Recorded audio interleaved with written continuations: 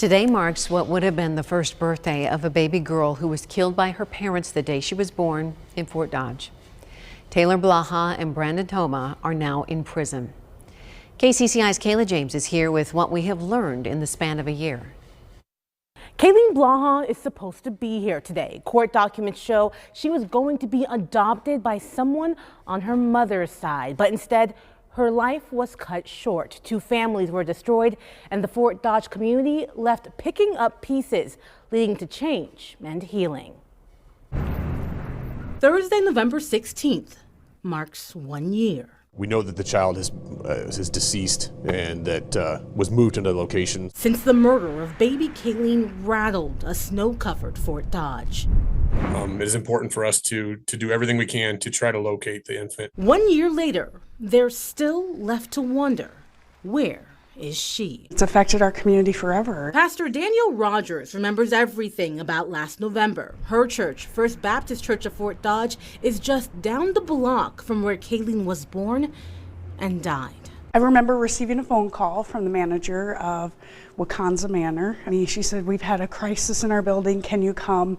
This phone call, Rogers says, happening days after baby Kayleen was born. Tenants finding out about the brutality inside the apartment of her parents, Taylor Blaha and Brandon Toma.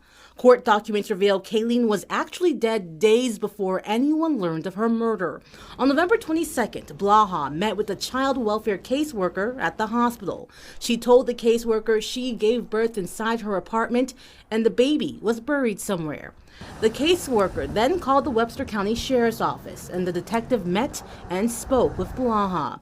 Everything she confessed captured in court documents. Blaha said baby Kayleen was born alive on November 16th with brown eyes, crying.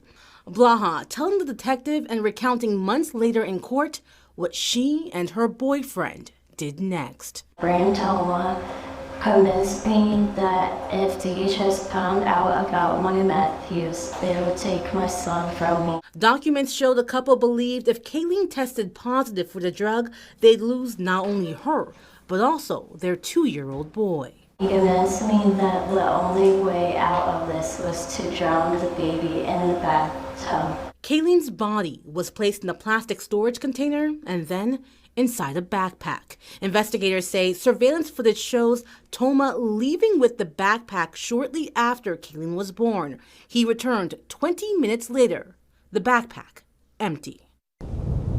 Investigators searched several areas. Toma eventually pointed them toward a local landfill.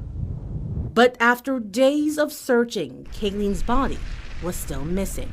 Her parents both arrested on December 7th and months later, I'm pleading guilty. sentenced. Blaha in August, pleading guilty to second-degree murder charges, sentenced to 50 years in prison with a chance for parole at 35. And Toma in September. In prison, you will receive counseling for substance abuse. Pleading guilty to child endangerment resulting in death and abuse of a corpse. Toma faces 50 years in prison with a chance for parole at 20. But even with justice, there's still that sense of loss. And a resolve that something like this will never happen again. Julie Pitton is part of the Fort Dodge Community Foundation and the United Way.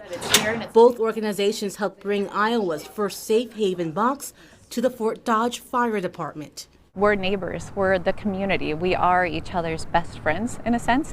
So when something happens to one of our families, it happens to all of us. So it's how do we respond as a community and how do we make it better going forward? Moving forward, Pastor Rogers recalls, was hard the first few months for the tenants of the apartment building, the families involved, and for people throughout Fort Dodge. Even though it's horrible and it's tragic, something good and positive has come about this. Like the Safe Haven Baby Box. And next, a vigil for baby Kayleen. Rogers says she and Blaha's family hope it can help people start to heal. They want to allow people, if they wanted to give a donation, to give it to the baby box because they understand the importance of it and they want to honor baby Kayleen's life. The vigil takes place Friday evening at 6:30 at Wakanza Manor. Pastor Rogers says anyone in need of closure is welcome.